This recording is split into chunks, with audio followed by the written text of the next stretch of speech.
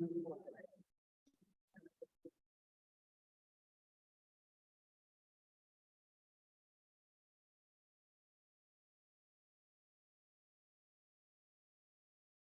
your name.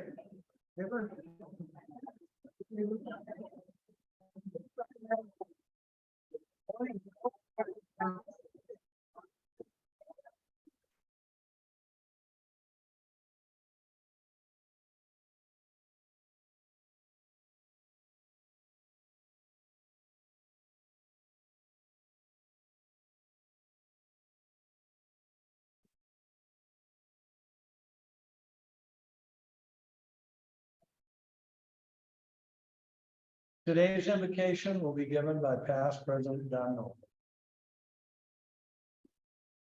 Let us pray. We give thanks for the opportunity to be Rotarians. Rotarians dig wells from which we will never drink. We vaccinate children we will never meet. We restore the eyesight for those we will never see. We build houses where we will never live. We educate children where we will never know. We plant trees we will never sit under. We know real happiness, which is, as Albert Schweitzer once said, can only be found by helping others. For this opportunity, we give thanks. Amen. Welcome. It's great to see all of you today. I'm sure if there's any farmers in the crowd, they're happy it's raining. We needed it badly, and so that's been good. Well, on the screen, this week's Wayne County veteran is PFC Richard Wilson Dick Ward. He is the brother of last week's hero, Eddie Ward. He was born in Killbuck, Ohio, and graduated from Worcester High School in 1937. He worked at the Worcester Country Club until he enlisted in the Army in 1942. He completed parachute infantry training and was assigned to the 507th Parachute Infantry Regiment of the 82nd Airborne Division. He arrived in Northern Ireland in December 1943 and parachuted into Saint Marguerite, France, as part of the D-Day invasion on June 6, 1944, and was killed in action. He was repatriated to the Worcester Cemetery in July 1948 and interred in the Ward family plot. The former Reserve Center on Portage Road was named in honor of him and his brother Eddie. He is truly a Wayne County hero. This time I would ask Izumi to come forward. He is our last remaining exchange student. Come on up. And this is his last week. And he wanted to say a few words to the club. Remember, we had Sujit last week. He will be leaving for the West Coast on Friday and back to Japan on July 4th. And it's been great having him here this year, and we, of course, wish him best. Zooming, microphone yours. Good afternoon, everyone.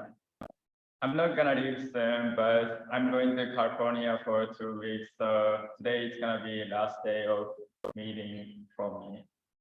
So I have two specific favorite memories. One, first of all, is baseball season. I love friends from baseball. We got district champion, and I didn't know what was going on, and then I realized we are champion. I was like, wow, that's great. It was pretty good season, and yeah, I love baseball season. And second is prom. I think prom is the best day I've ever had in US, and I will never forget it. And I wish I had a prom again. And I really appreciate this Worcester Rotary Club, and thank you so much.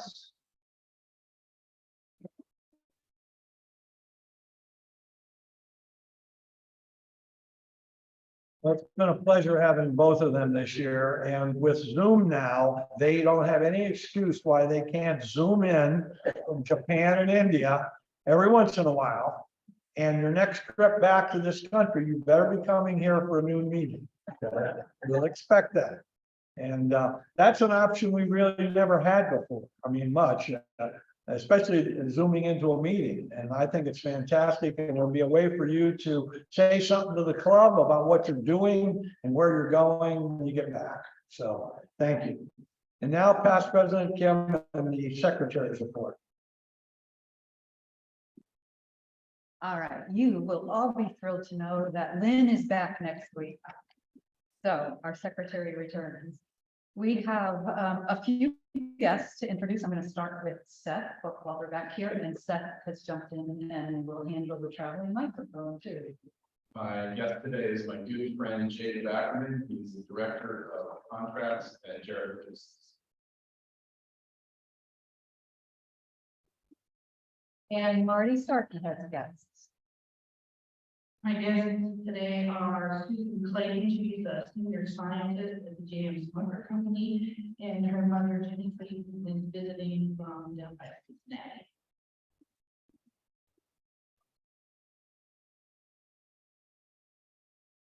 Well, welcome to our guests, Jacob, Jenny, and Susan. We hope you enjoy the program. And our program today will be introduced by Tony Biggio.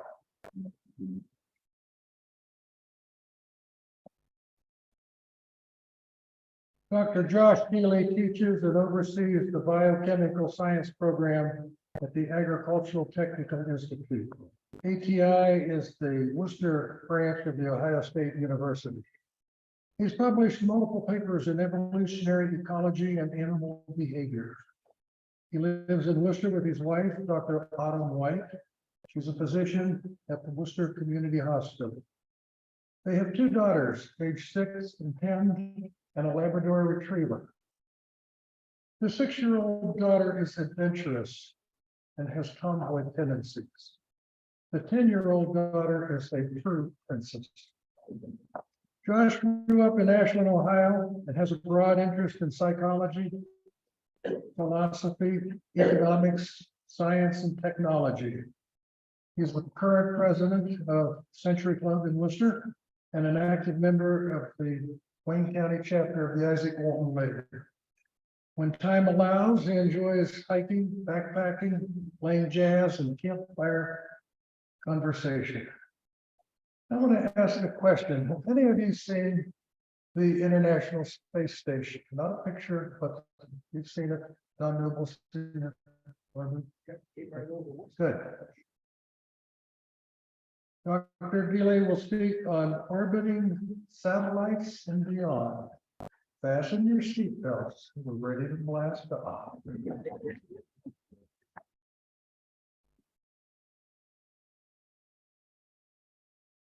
Okay, bear with me for just 1 minute. I'm gonna reconfigure the screen here.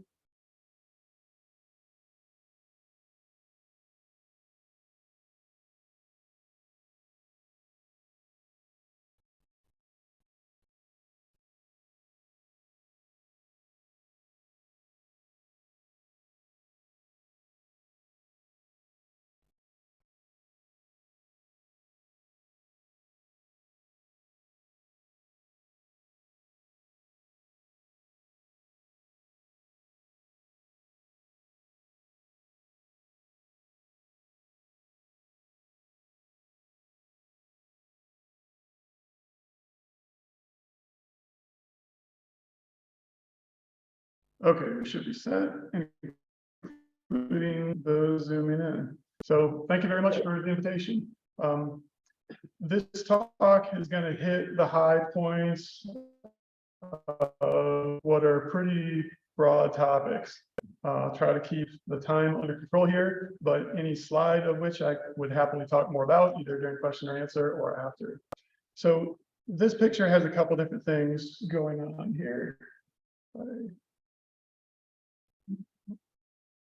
Maybe it does.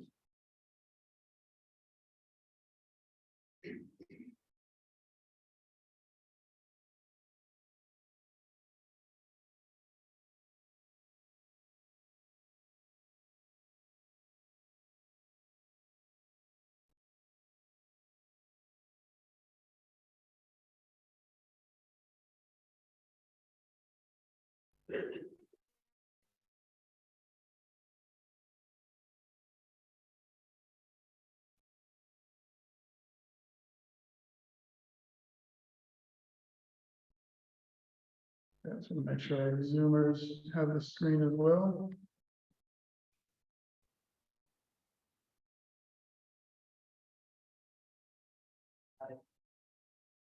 You got it? Okay.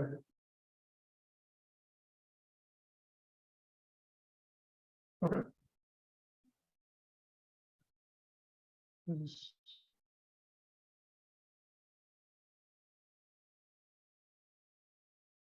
I apologize. This was not advancing for me.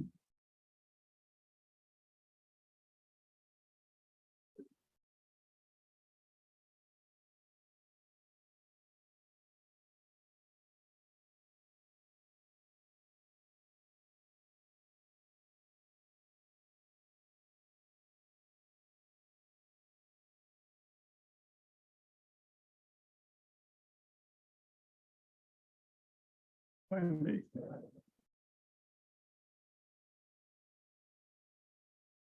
Okay, you good with the display there? Yep.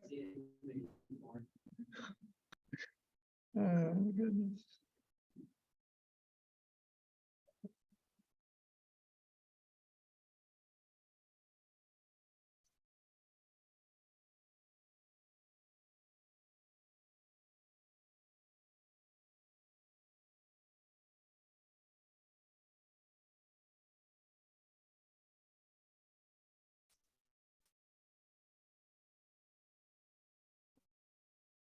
You good with Zoom?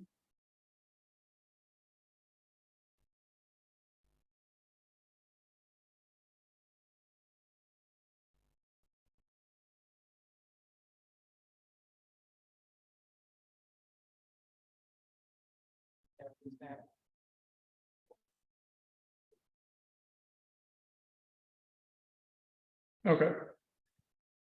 So there's a couple of different things going on the screen here. Thank you for your patience. On the lower right, you can see the Saturn V rocket. This rocket uses 5 Rocketdyne F1 engines. This is the most powerful rocket engine ever built.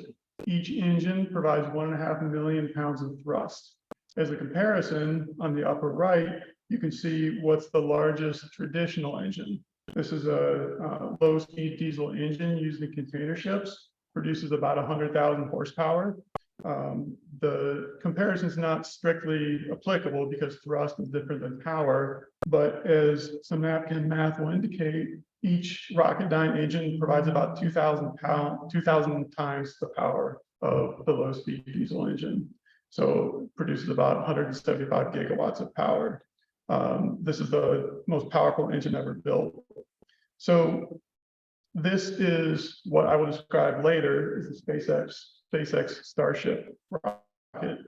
This rocket is larger than the Apollo 5 Saturn V rocket, and it has about double the thrust. So what I'm going to do in this talk is I'm going to give you a brief history of space flight.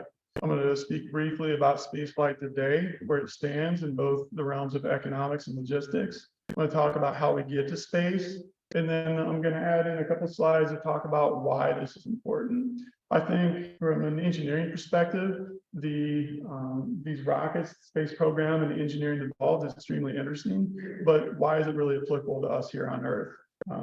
I found it has a lot of similarities when you say you plant trees that you'll never see the shade of, that you teach children and then see the fruits of their labors. So I could put some of this under that same category. So this is Sputnik on the upper right. This was produced by the Russians in 1957. Sputnik was the first object ever to orbit the Earth. This is the capsule Luna. This is also produced by the Russians. This is the first capsule to ever orbit the Earth and actually contain live organisms, in this case a dog. This is Vostok. Vostok mirrors our own Project Mercury. This was the first manned mission ever to orbit. The Russians were first in all 3 of these categories. In 1967, the Russians developed the Soyuz space program. The Soyuz space program is actually still in use. So it was produced first in 1967, has gone through several rounds of evolution, different iterations, but it's still used today. The Gemini program, and that's how the engineers said it, and at the time is the Gemini. Sometimes you can say Gemini, and if you were talking about the god, you might say Gemini, but they do say Gemini. So the Gemini program mirrored the Soyuz program, not active anymore on the US side, but that would be the equivalent program. The Apollo program, which ultimately took humans to the moon, started in 1968, ran through 1975. This program ran for a total, as you can see, of 8 years. This isn't very long. This is equivalent to a program starting in 2015 and being done now for a total cost of about 165 billion. The space shuttle was the follow-up on the US side to the Apollo program. The space shuttle was also a manned launch vehicle. The total investment in today's dollars, these are inflation adjusted dollars, ran to about 280 billion. The Shenzhou space program is a Chinese rocket program. Relatively little known about what the Chinese capabilities are or where they are, although it's generally agreed that they're not quite to the level of what the US is currently doing. So what's going on now with space? The Russians and the United States programs were the major programs until the current day, when the Europeans, the Japanese, and the Indians also have developed space programs. NASA's share of the US budget has waxed and waned during the Apollo program. As you can see, NASA's budget amounted to about 4% of the United States' budget. This is a large amount. 4% might not seem like a lot, but it's a lot of money. After the Apollo program, after we went to the moon, the investment greatly declined, but has hovered somewhere around 0.5% to 1% of the US budget. This doesn't tell the whole story.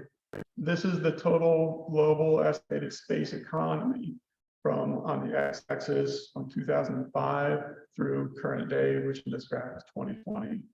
You can see in 2005, inflation in just dollars, the global space economy accounted for about 161 billion, where at least in 2020, we're nearing $500 billion. So there's a disconnect on the slide I just showed you in this slide, and that the percentage of US budget has remained relatively constant, where here you can see the global space program or the global space economy greatly increasing in amount. Most of this is not due to inflation. Part of it is due to the number of satellites that are being launched. The different colors in the bar graphs here, separated by year, are low Earth orbit or geosynchronous orbiting satellites. These satellites basically just differ according to how far away from Earth they are. The United States is still by far the greatest spender in the space economy. You can see by the diameter of these spheres here that the United States budget dwarfs every other country's budget. There is a significant amount spent outside of the US, although the US is still the major player here. This pie graph here shows not only the United States' contribution to the total, but also gives you a sense of just how much is actually being spent by the United States versus these other countries. You can see the United States space spending or orbital infrastructure spending here in blue compared to other nation states. This is also not the complete picture. As we go through, I am going to skip by a couple of slides just in the interest of time. I can come back if you're interested. I believe you should have a copy of this on your table. What this graph shows is the number of satellites maintained and produced by different countries, so by nation states. You can see the United States up on the top of the pyramid. We do have the most, we do maintain the most satellites. The two flags just below the United States are both Russia. It's the USSR and the Russian Federation. Below that, you can see the number drastically decreases. So there's something that's changed in recent years and the recent decades, and that's private investment in the space flight. So you could term this private investment or commercial space flight, but it has drastically increased over the recent years. So you can see here where previously the United States as a nation outspent every other country. On this pie chart here, this is the total global space economy, not just nation states. So let's see if I can get a better pointer here.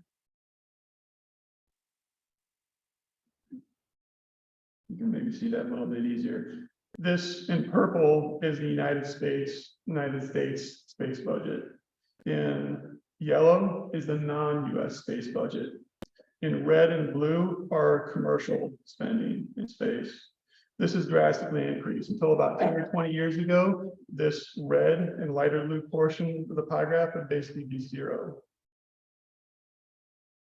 Regional distribution of companies. So in the United States, the number of companies also dwarfs the rest of the globe.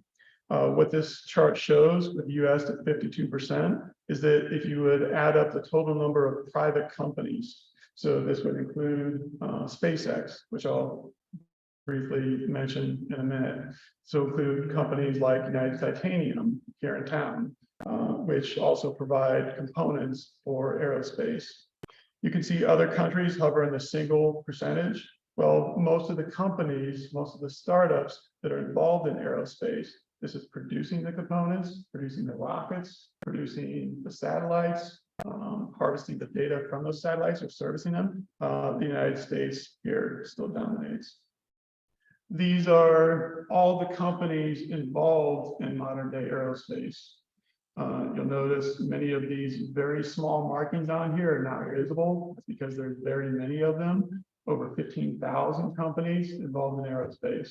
So some of these do have government contracts, but again, most of the spending is by private investors nowadays.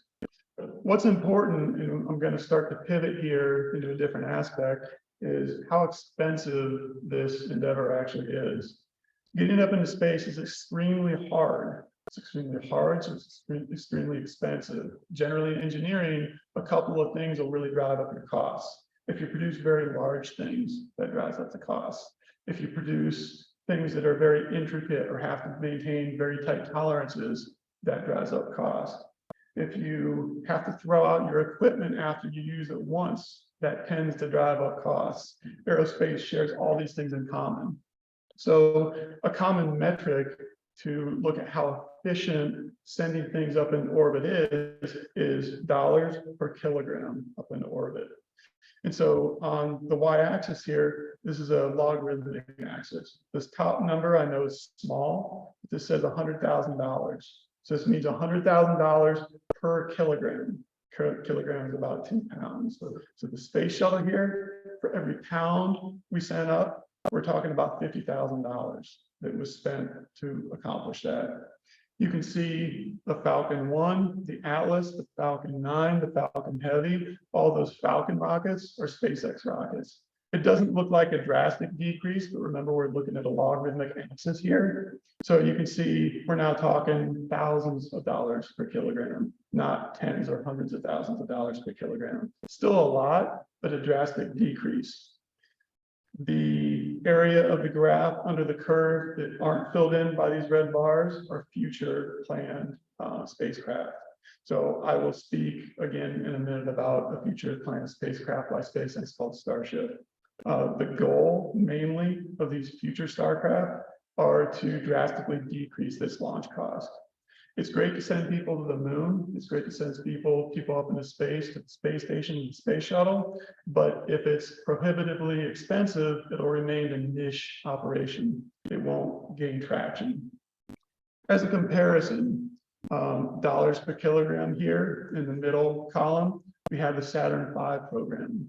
There's a lot of estimation involved here, but we're looking at about $25,000 per kilogram that was sent up by the Saturn V rockets of the Apollo program. The space shuttle, maybe surprisingly more than this, $50,000. For a variety of reasons, the space shuttle was at least partially a boondoggle. I believe that there were components of the space shuttle literally built in every state of the Union and then shipped and reassembled down in Florida to launch. It wasn't a complete loss because the space shuttle did also pioneer an element of space exploration called reusability.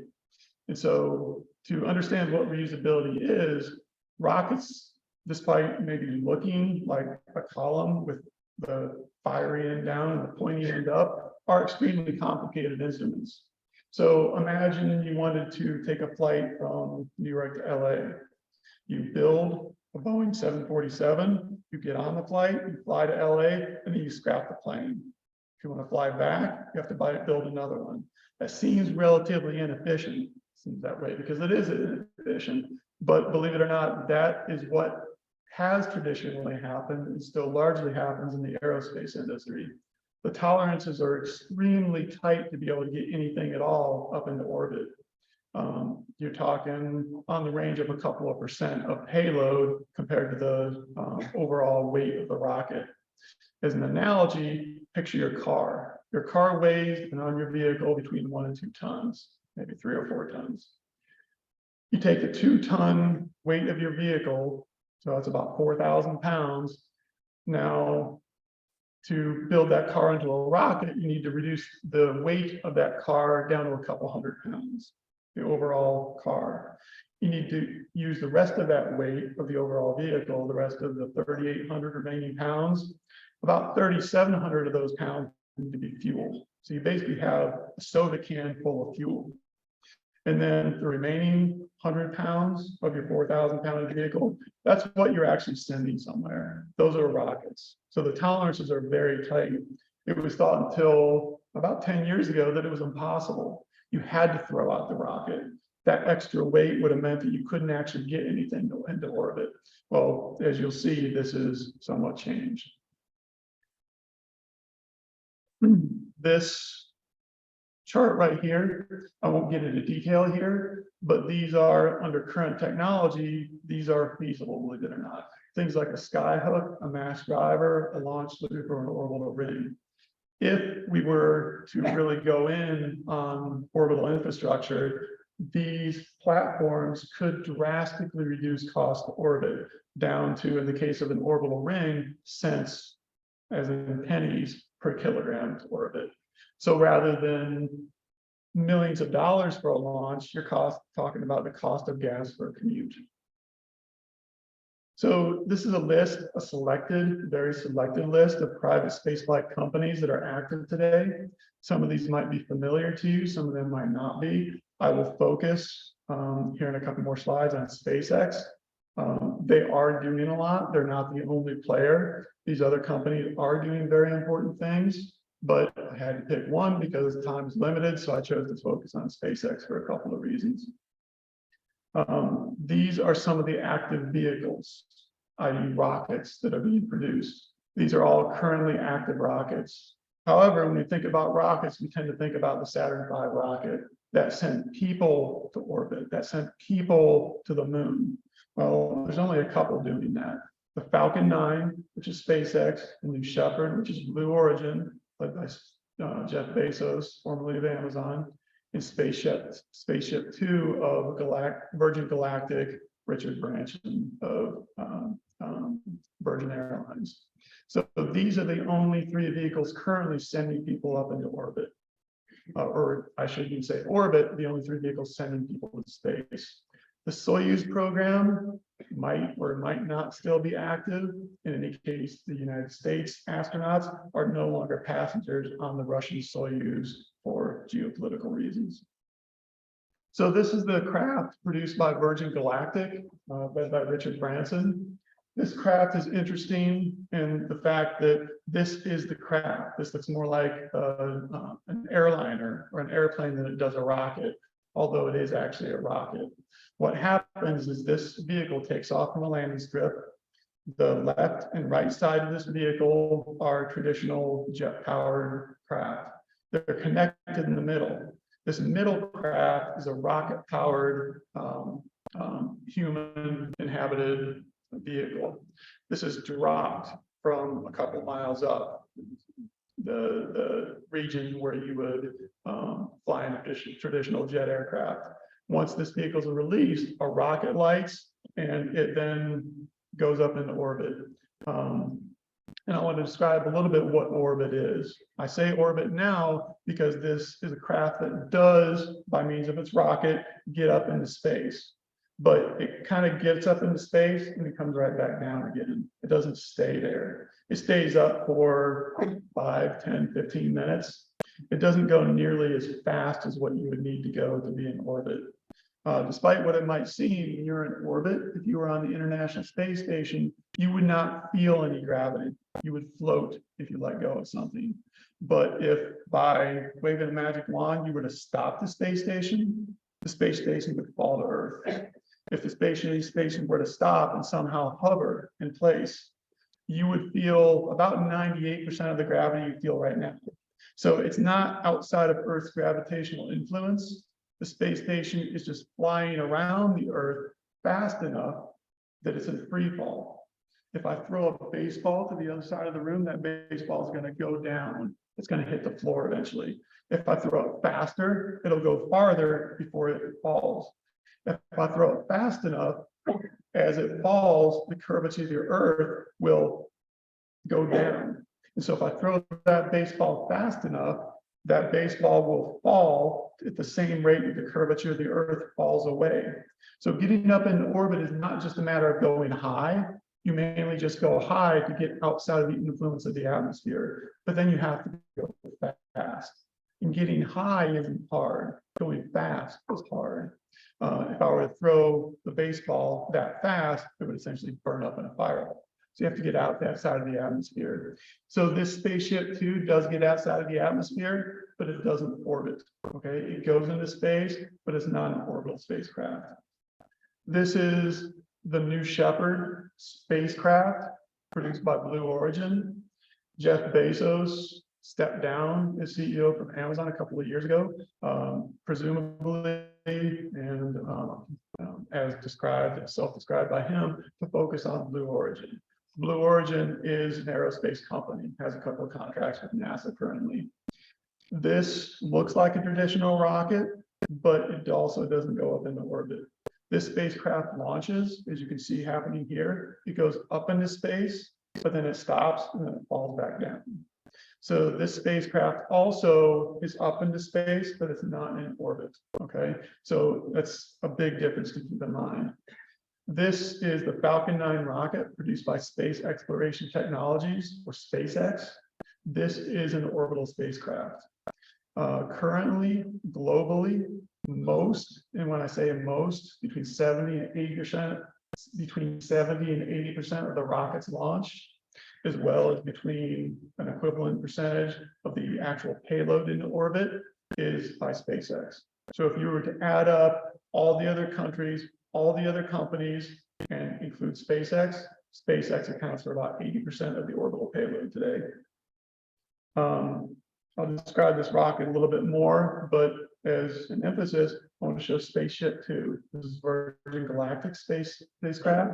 It goes up about 68 miles. This is pretty high. If you're in an airline, you're up about 5 or 6 miles. So this is up above the atmosphere. This is into space. It reaches a maximum speed of about 2,600 miles per hour, or about Mach 5 or 6 as it does so. But then it falls back down to Earth. New Shepard, I'm sorry, I described the New Shepard rocket. The New Shepard rocket and the Spaceship Two both reach about similar heights. They both reach about similar maximum speeds. However, again, getting up high is the easy part. Going fast is the hard part. So as comparison, Falcon 9 sometimes goes up 60 or 70 miles, although can go out quite a bit further. A geostationary satellite is out in the tens of thousands of miles range. But again, the speed here is what's different. Going 2,000 miles per hour versus going 17,000 miles per hour is the difference between going up for 10 minutes and going up indefinitely into orbit. So what are some of the other ventures that SpaceX is involved in? You might have heard of Starlink or Starshield. These are two separate iterations of a similar technology, and this is satellite internet. You know, you're thinking, well, we've had satellite internet for quite a while, and we have, but in geostationary satellite range. What happens if you're in geostationary satellite range is it actually takes a minute for a light signal to go from Earth up to that satellite and back down again. You're talking about half a second. Seems like not a great amount of time, but if you ever use rural satellite internet, you click on something on your internet, and imagine every time you click, you have to wait half a second, half a second, half a second. It's incredibly frustrating if you've ever done so. So what Starlink is satellite internet, but near to Earth. So instead of 10 to 20,000 miles, you're talking about this 60-mile range. What happens though is instead of having a handful of satellites, they need a constellation of satellites to do so. This was really unfeasible under previous models because it was too expensive. What you can see here is a fairing of one of the Falcon 9 rockets. Every line, this is a stack of satellites right here will be deployed. There are actually more satellites than this currently, but this is on the order of what it looks like up there right now. These are Starlink satellites produced and launched by SpaceX. These are currently providing internet to some millions of subscribers, both residential, commercial, and military customers. Military for the Starshield iteration of this. So this is the Falcon 9 rocket right here. You can see two different versions. One launches cargo. The other launches here, the Dragon capsule, which launches people. This was begun to be developed about 15 or 20 years ago. And it's a good thing because right now, astronauts would have no other way to the space station other than the Falcon 9 rocket. They used to go in the Soyuz, but again, due to geopolitics, it's not really feasible right now. It's not happening. Indeed, between about 2010 and 2020, there would have been no US launch vehicle capable of taking people up into orbit, let alone further. There are other iterations of the Falcon 9 rocket. Here they strap on a couple extra boosters to get a larger payload up into orbit.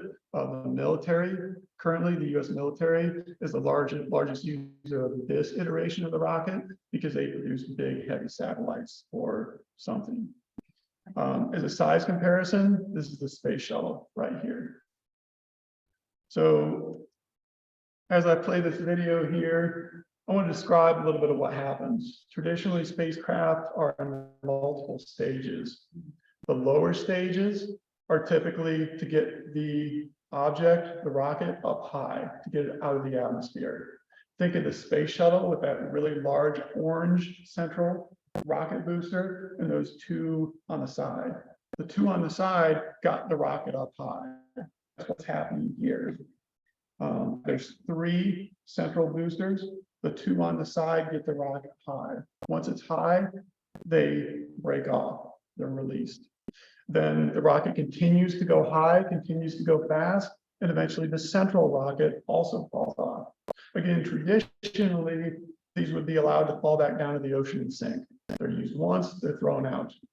It was thought this was the only way to do things. Well, it turns out it's not. I'm going to fast forward here in the interest of time. Okay, I'll let it play for a minute. What SpaceX has been able to do is these rocket boosters on the side break off. They do fall a little ways, but what they then do is they flip over, they burn, they slow down, they come back to where they launched from, and they land. There's some refurbishment that needs to happen, but then after they're reused. Most of the boosters currently produced by SpaceX have flown about 10 or 15 times at this point. So it's a very proven technology.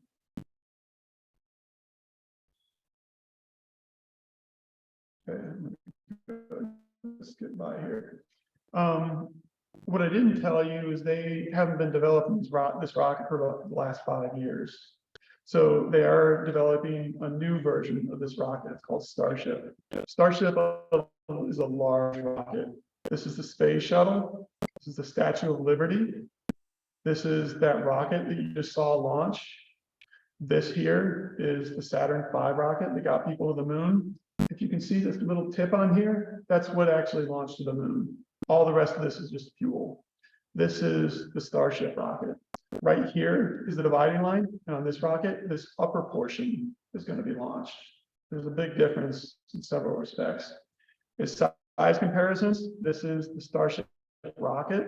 The plane is a Boeing 747. This is a fire truck. And if you can see this little dot here, that's a person. This is a large rocket. It's 9 meters or about 30 feet in diameter. It's about 400 feet tall. So that's a 40-story building that's being launched. As comparison, this is the New Shepard and the Spaceship Two that I discussed earlier. So you can see there's significant differences other than just speed and usability. I'll skip a few things here. This is Starbase in Texas. The Starship rocket has been under development for about 5 or 10 years on how you calculate. It's not just a rocket that they're building, but they're building the infrastructure. They're building an assembly line. They're not just building one rocket or a handful of rockets. They're building many, many rockets. These are several test rockets that have been built, some of them flown. In 2021, they launched up the upper portion of this rocket. This is only the upper portion of this rocket.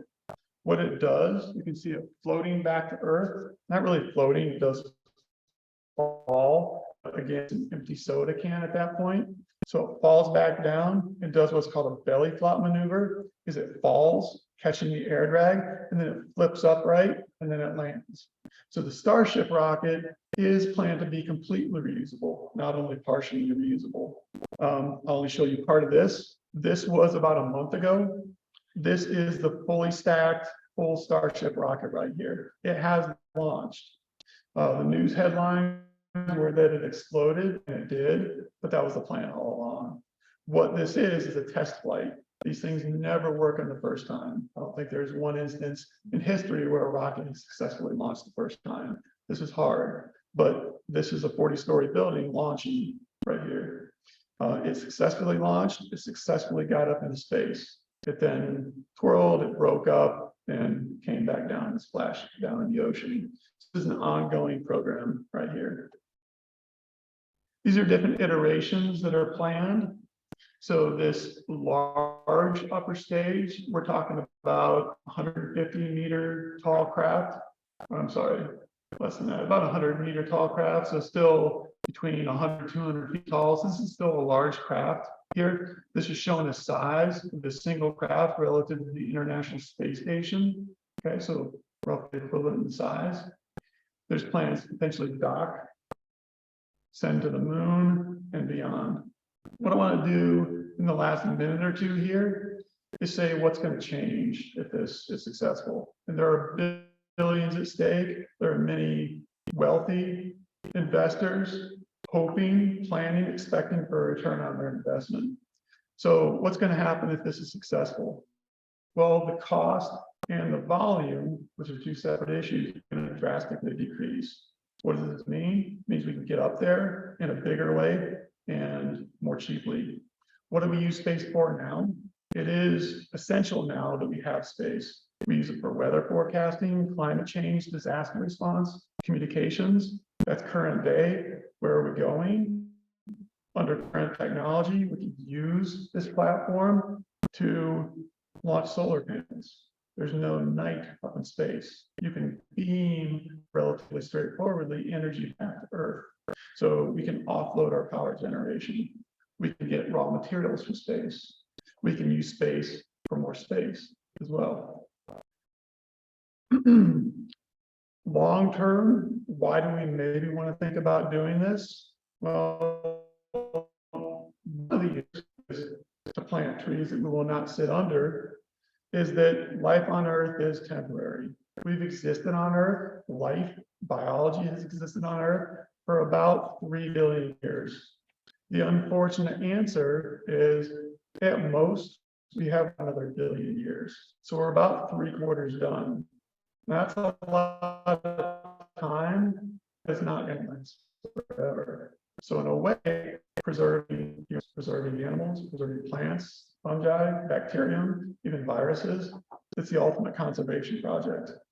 Another answer is that the universe is pretty old, about 14 billion years old, but we are only a fraction of an iota, of a small portion of an unimaginably small speck of what's to come. So there's a lot of space, there's a lot of time, there's a lot we can save by doing this. Why do we go this route ultimately? Well, I mentioned Earth's biosphere is temporary. Big asteroids do hit the Earth. They have in the past. They have caused extinctions in the past. It will happen again. If we can't prevent it, that's another vulnerability. Earth is fragile. Given the fossil fuel bonanza, we might not get a second chance to get up into space. We want to mitigate our existential risks. Kessler syndrome, waste of money. Why now? We've not made much progress for Apollo. These are all, in a small sense, critiques of this path, but they're all critiques with, I would argue, good answers. Why should we do this? Well, I've somewhat answered this already, but in the near term, we want to be competitive geopolitically. We want to do good for the best aims of what we have as humans. This is a at least so far, political arena. And this platform, this capability can be good for the best of us and for the best of our aims. I'll end with, as far as my knowledge, the only in history reverse selfie. Michael Collins in 1969 was orbiting the moon, and his fellow astronauts were coming back up to meet him to travel back to Earth. And he snapped a picture. Michael Collins has taken a picture of the 3 individuals inside the lander and of Earth. So every human that exists in 1969 or has ever existed up until this point is in this picture, except for Michael Collins. So with that, I appreciate your time. I'd be happy to take any questions.